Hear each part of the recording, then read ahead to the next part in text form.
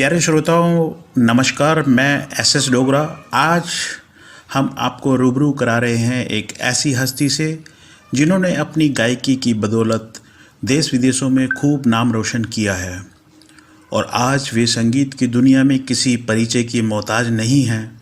जी हाँ, हम बात कर रहे हैं 26 जनवरी के दिन दुर्गापुर, बंगाल राज्य में जन्मी मधुमिता आचार्य विश्वास की।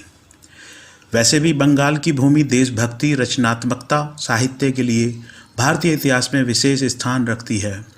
अभिनय, कला एवं संगीत में भी बंगाल का बहुत बड़ा योगदान है। मधुमिता जी ने इंदिरा संगीत विश्वविद्यालय खैरागढ़ से म्यूजिक में एमए करने के बाद पीछे मुड़कर नहीं देखा। संगीत के क्षेत्र में अथक मेहनत करने के उपरांत खूब ऊंचाइयां हासिल की। वे ऑल इंडिया रेडियो में बतौर ए ग्रेड गायक कलाकार तथा भारतीय सांस्कृतिक संबंध परिषद यानी आईसीसीआर के पैनल पर हैं। गौरतलब है कि मधुमिता जी ने भारत के पूर्व प्रधानमंत्री श्री अटल बिहारी वाजपेयी जी तथा वर्तमान प्रधानमंत्री माननीय नरेंद्र मोदी जी के समक्ष भी अपनी गायन प्रतिभा पेश करते हुए खूब तालियां बटोरी हैं।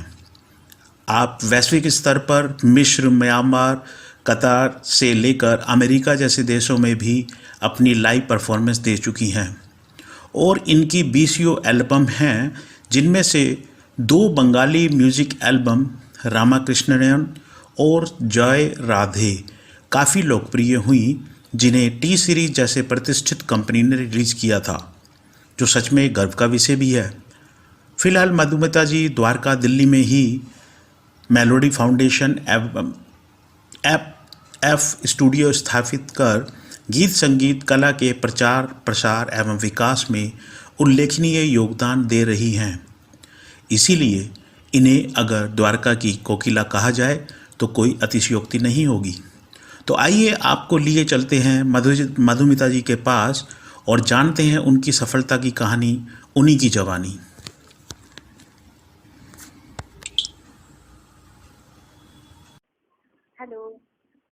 हेलो मधुमिता जी। हाँ, नमस्कार डोगरा जी। हाँ, नमस्कार मधुमिता जी। तो कैसे हैं आप? हाँ, बहुत बढ़िया हैं।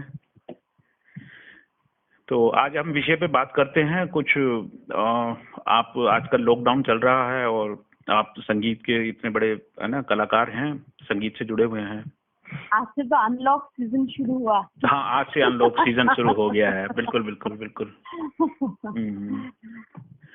मधुमिता जी, मैं आपसे ये जानना चाहता हूँ कि जैसे आपका बचपन जो है वो, जैसे आपने बताया 26 जनवरी दुर्गापुर में आपका बंगाल में जन्म हुआ, तो बचपन की कुछ ऐसी यादें, ताकि आज जो आप संगीत की दुनिया में आपने जो जो अपनी सफलताएं हासिल करी, तो बचपन में भी उसका कोई आपकी मतलब अगर कोई स्मरण में हो कि आपको बचपन में ही ऐसा महसूस होने लगा था शायद आपका संगीत में कुछ ज्यादा रुचि है, तो ऐसा कुछ मतलब कोई ऐसा मंच आपका, या पहले कभी पहली बार जब आपने बचपन में कभी स्कूल में कुछ गाया या कुछ ऐसा परफॉर्म किया हो, तो उस पर थोड़ा सा बताएं। जैसे स्कूल वगैरह में तो देखिए हमारा जो होता था कि एक स्कूल में एनुअल प्रोग्राम होता था, तो ऐसे ही हम बहुत शाई थे, उतना जो बोलते हैं कि सामने आके बोलने वाले आदमी में से हम नहीं थे। ठीक है। तो एक बार हमारे स्कूल में एनुअल प्रोग्राम हो रहा था, उसमें जो मेन सिंगर था उनका तबीयत खराब हो गया था, तो हमारा एक क्लोज फ्रेंड था, जो हमारे क्लास फ्रेंड, तो क्लास में हम बैठ के बहुत कुछ सुनाते थे। तो उस समय में बांग्ला चित्रहार होता था, तो उस गाने सारे हम गाते थे, डेस्क में बजा बजा के सुनाते थे। तो हमारे जो फ्रेंड तो बहुत एंजॉय करते थे, तो उन्होंने टीचर को बोला कि इनको लिया जाए। तो खैर वो मेरा फ्रेंड भी बहुत अच्छा डांस करते थे, तो इसीलिए टीचर ने उनका बात सुन लिया और मुझे वो मौका मिल गया। जैसे ही मौका मिला तो मुझे वो जो श्यामा बोल के हुआ था, रविंद्रनाथ टैगोर का बहुत अच्छा डांस ड्रामा, तो उसी का जो लीड सिंगिंग जो था, उसी में मुझे सिंगिंग का मौका मिल गया उनकी तरफ से।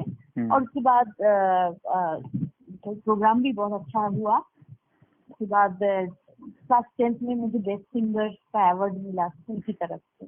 तो आप ये मेरे लिए आप उस समय कौन सी क्लास में रहे होंगे जब आपने पहली?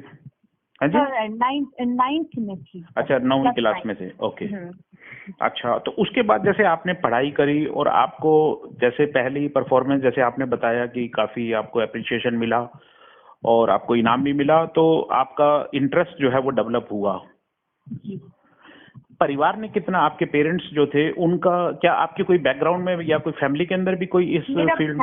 मदर बहुत अच्छा सिंगिंग करते थे। मेरा मदर से मेरा जो भी इनिशियल जो भी सीखना है वो लर्निंग मेरा मदर से ही शुरू हुआ। उन्होंने मतलब इतना वो भी डेडिकेटेड थे कि सारे अपना जॉब करने के बाद शाम के समय में सारे काम हो जाने के बाद वो मतलब क्लासिकल की रियाज करते थे। 8 साढ़े 8 बजे उनका शुरू होता था। बहुत सारे बंदिश वो गाते थे जो हमें मतलब हम सुनते सुनते वो मेरा एकदम ध्यान में आ गया था कि ये ऐसे ही राग है, इसका बंदिश ऐसा है। तो वो एक माहौल था। ओके, तो स्कूल के बाद जो आपने मतलब ग्रेजुएशन किया, उसके बाद फिर एमए भी किया आपने, जैसा कि आपने बताया कि भाई एमए मैंने उसके बाद उस समय में नहीं किया। मैंने उस समय में संगीत प्रभाकर किया था, रविंद्र संगीत में भी किया था और क्लासिकल में भी किया था। और मैं तब ना ऑल इंडिया रेडियो कोलकाता में मेरा रविंद्र संगीत में उसमें भी ऑडिशन में हमने सिलेक्शन हो गया। उसके बाद वहाँ पर हम कोलकाता में गाते थे, जाते थे।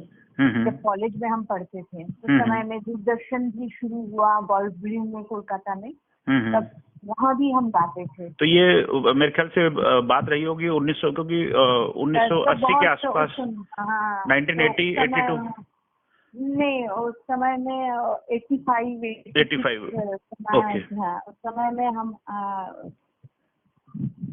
उस प्रोग्राम नहीं और बाद ही होगा सही में। गोल्फ ग्रीन का जो शुरू हुआ है तब हम जाते थे वहाँ। उसके बाद जैसे आपने कोलकाता के अंदर जो है, जैसे आपने बताया ऑल इंडिया रेडियो और दूरदर्शन पे भी आपके जो है प्रोग्राम आने लगे, आपका जो है इस प्रतिभा को एक मतलब पंख लग गए, कहने का मकसद ये कहना चाहिए सीधा सा। तो आप आगे फिर उसके बाद आपका शादी विवाह हुआ, तो आगे जो लाइफ पार्टनर मिला उनका कितना योगदान रहा अपने पेरेंट्स के अलावा आपकी इस प्रतिभा को और चमकाने में?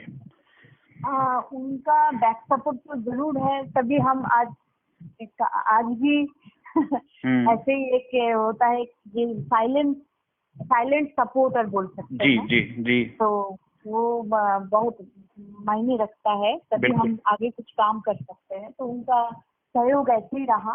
उन्होंने कभी हमें अपना काम में डिस्टर्बेंस नहीं क्रिएट किया अभी तक। तो लेकिन अपना काम खुद ही करना पड़ता है, ये भी बात है। खुद में एक आपका मोटिवेशन होना चाहिए। कोई हम सेल्फ मोटिवेटेड पर्सन है। जितना भी आप प्रोत्साहित करे चाहे नहीं करे, हमारा काम करना है तो हमें करना है। बिल्कुल वो है। तो वही उसके आगे हम रांची में थे। रांची में वहाँ भी हम दूरदर्शन में और रेडियो में गाते थे और बहुत सारे स्टूडेंट्स को भी सिखाते थे। और उसके बाद जैसे दिल्ली में आए तो दिल्ली में एक बड़ा शहर है, जहाँ मुझे ख्याल आया कि अपना इंस्टीट्यूशन होना चाहिए, ऐसे ही सेटअप होना चाहिए, इंफ्रास्ट्रक्चर होना चाहिए। तब मैं रिकॉर्डिंग करने के लिए बहुत सारे जगह में जाती थी। एल्बम की मेरा एल्बम रिलीज हुआ था 2001 में जी। तो उस समय में भी मैं रिकॉर्डिंग बहुत सारी रिकॉर्डिंग की थी। तो और भी 2-3 कंपनी से मेरा रिकॉर्डिंग रिलीज हुआ था एल्बम। तो उस समय में हम देखे थे जब हम रिकॉर्डिंग करने जाते थे स्टूडियो में, कई सारे स्टूडियो ऐसे लोकेशन में होता था जहाँ पर पानी तक भी मिलना मुश्किल हो जाता था। फूड तो दूर की बात है, और ट्रांसपोर्ट पार्किंग का कोई स्पेस नहीं था जी। ये जो सारे प्रॉब्लम्स हम फेस किए थे, उसके बाद मुझे ख्याल आया कि अरे नहीं, हम अगर कभी स्टूडियो करेंगे तो ऐसे लोकेशन में करेंगे जहाँ सारी सुविधाएं हो। क्योंकि मान लीजिए कोई लोग रिकॉर्डिंग के लिए आता है तो पता नहीं चलता है कि कितना आवर लगेगा। उससे 1 घंटा में काम खत्म हो जाएगा, लेकिन होते होते 5-6 घंटा लग जाता है। बहुत सारे टेक्स होता है रिकॉर्डिंग में। तो ये सारे ध्यान में रखते हुए फिर हमारा तो इंस्टीट्यूट हमने 2013 से हमारा अच्छा खासा शुरू हो गया था, जहाँ हमने म्यूजिक, डांस, इंस्ट्रूमेंट सब सिखाते थे। उसके बाद स्टूडियो से हमने शुरू किए। जी। 2018 में हमने इसको शुरू किया। हम्म।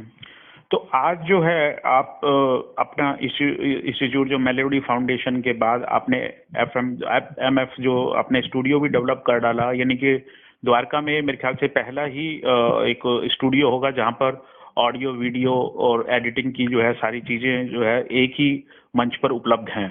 तो आप थोड़ा सा अपने स्टूडियो के बारे में थोड़ा बताएं और फिर मैं कुछ पीछे की और चीजें आपसे पूछना चाहूंगा। आप जैसे स्टूडियो में हाँ हमारा बहुत सारे होता है, जैसे स्कूल का प्रोग्राम होता है, स्कूल के जितने भी एनुअल प्रोग्राम होता है जी वो सारे काम होता है। बहुत सारे स्कूल्स ऑलरेडी कर चुके हैं, अभी अभी रिसेंटली DPS द्वारका ने किए हैं। बसवा इंटरनेशनल स्कूल हुआ है, उनका भी किए। विश्व भारती इंटरनेशनल स्कूल के, सेंट्रल इंटरनेशनल स्कूल के, बहुत सारे स्कूल की हुआ है। इंटरनेशनल स्कूल का भी काम हुआ। तो ऐसे काम होता है। बहुत लोगों ने लेक्चर देने आते हैं। ऑनलाइन क्लासेस के लिए भी अगर कोई मतलब ये है अपना लेसन देना चाहते हैं, उसका भी उपलब्ध होता है यहाँ। फिर आपका कवर सॉन्ग वगैरह जो भी आजकल होता है ना, पुराने फिल्मी सॉन्ग से कवर सॉन्ग बनाते हैं, कवर सॉन्ग और ऐसा डिवोशनल एल्बम जो भी है, म्यूजिकल एल्बम से बनता ही है। म्यूजिक अरेंजमेंट हमारा प्रॉपर होता है। प्रॉपर म्यूजिक अरेंजमेंट के लिए हमारे साथ टीम है और रिकॉर्डिस्ट है हमारे साथ। प्रॉपर मिक्सिंग, मास्टरिंग, एडिटिंग सब कुछ होता है। इसके साथ हमारे वीडियो का भी टीम है जिन्होंने इंडोर आउटडोर वीडियो शूटिंग भी होता है। तो जैसे जिनका जैसे रिक्वायरमेंट होता है सारी उपलब्ध किया है। आप जो है द्वारका के अंदर काफी जो है अपना वार्षिक उत्सव भी करते रहे हैं म्यूजिक की मतलब फील्ड को लेकर। जी तो आपने भी कई बार आए हैं, आपने खुद भी देखे हैं। हाँ जी बिल्कुल, मुझे सौभाग्य मिला है, आपने कई बार निमंत्रित किया और मैं आया भी हूँ, क्योंकि मुझे भी जो है संगीत का बड़ा इंटरेस्ट रहता है। हाँ तो मधुमिता जी, जैसे आप एक आपकी जो बचपन की बात करी, उसके बाद आपका स्कूल कॉलेज की बात आ गई, तो आपने एक मतलब उसी संगीत की विधा में ही आपने एकेडमिक भी किया और फिर आगे उसको अडॉप्ट करके प्रोफेशन, और आज जो है आप स्टूडियो के मालिक भी बने हैं। तो आप जो है पहले शिक्षा ग्रहण करी, उसके बाद प्रैक्टिकली और ऑल इंडिया रेडियो दूरदर्शन के अलावा पढ़ाई मैंने BSc प्योर साइंस में किया। उसके बाद B.Ed किया। हाँ जी, उसका अलग साइंस में ही मैंने किया। लेकिन उसके बाद MA मैंने जो किया वो है म्यूजिक में मैंने MA किया। हाँ मतलब उस स्ट्रीम लाइन में जाने के लिए आपने जो है इसका आपको लाभ कितना मिला? जैसे आपने कुछ विदेशों में भी कुछ, आप थोड़े से अपने संस्मरण जरूर बताएं कि आपने सुना है कि एक बार तो मैं भी जो है गुजरात में प्रधानमंत्री नरेंद्र मोदी जी के इनविटेशन पर हम लोग गए थे अहमदाबाद। मैंने खुद आपको वहां पर लाइव प्रधानमंत्री जी के सामने एक जो है सामूहिक गीत में मैंने आपको देखा और सुना था। आप कुछ और भी? कुछ दिन 2017 में मैंने म्यांमार गए थे।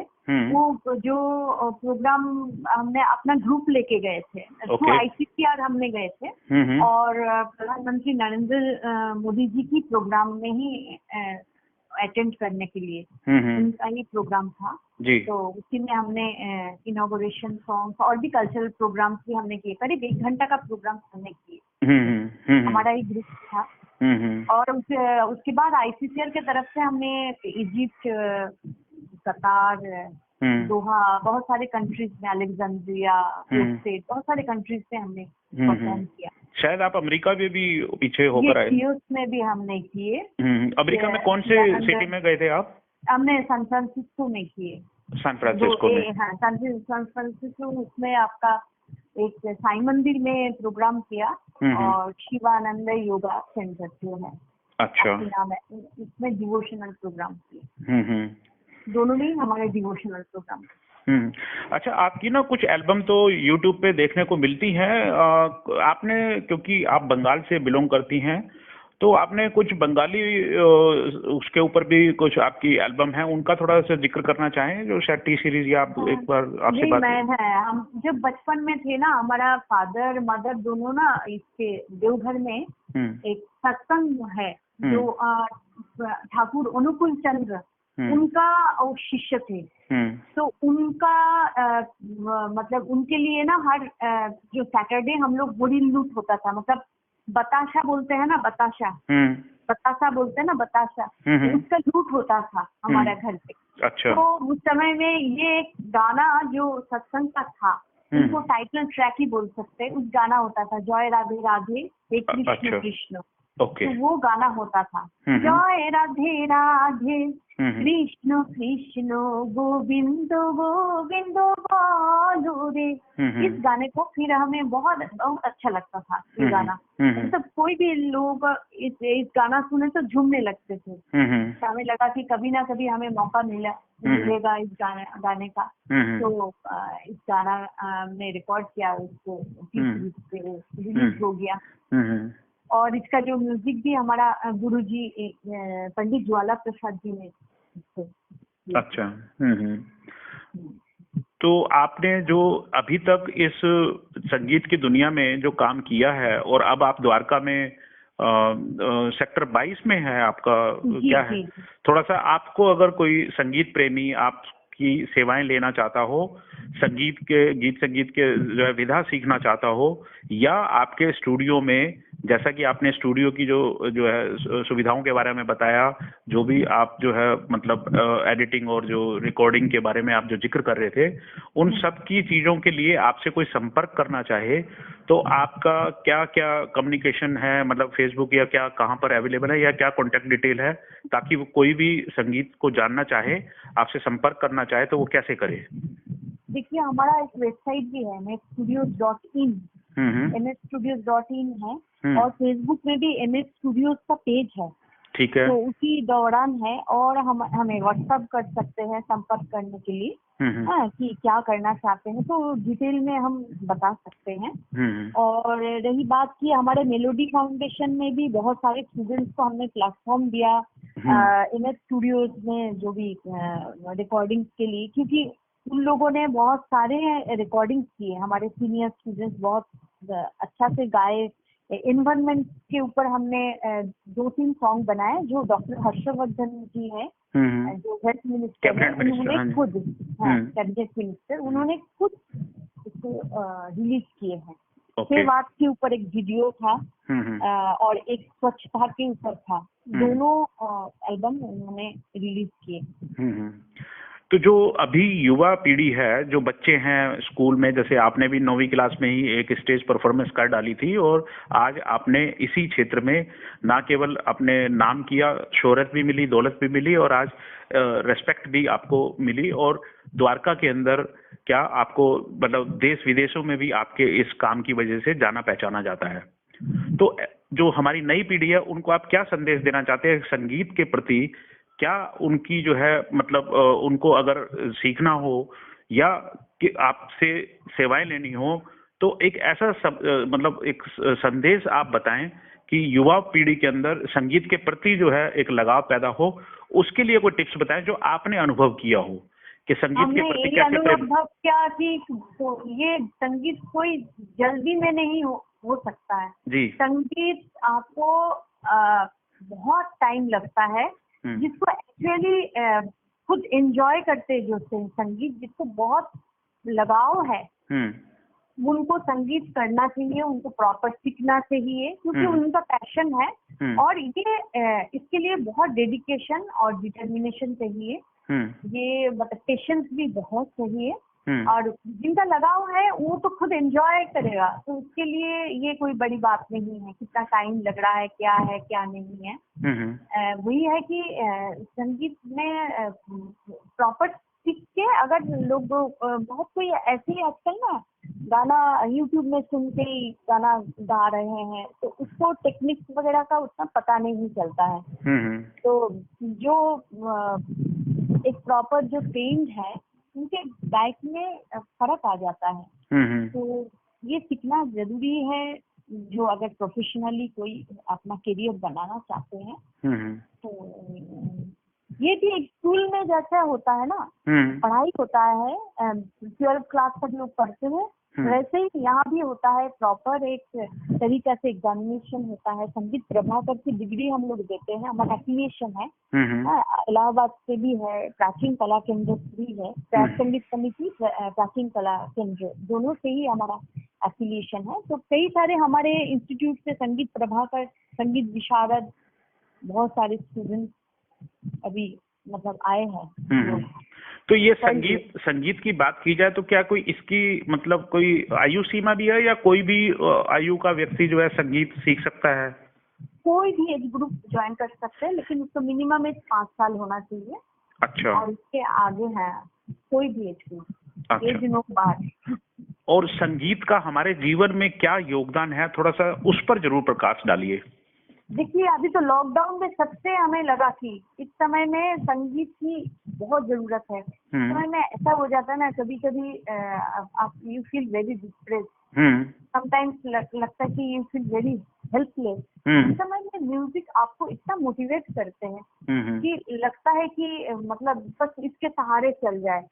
आप म्यूजिक मतलब आपको बहुत सारे ऐसी डिप्रेशन से आपको बाहर लाएंगे।